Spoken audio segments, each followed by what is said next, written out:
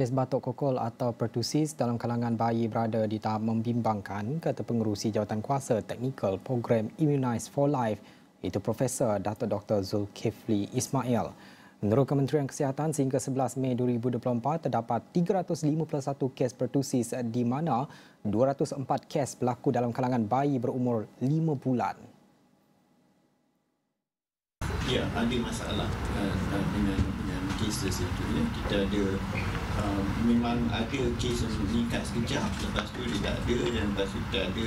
So in order kita nak prevent tu, kita beri kepada ibu supaya dia dapat protection tu daripada awal lagi.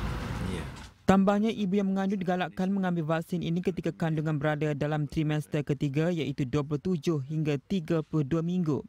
Sementara itu, Menteri Kesihatan Datuk Seri Dr. Zulkifli Ahmad dalam ucapan perasmian acara itu maklumkan kerajaan akan meluluskan pelaksanaan kombinasi vaksin DTaP kepada ibu mengandung yang diberi secara percuma hujung tahun ini.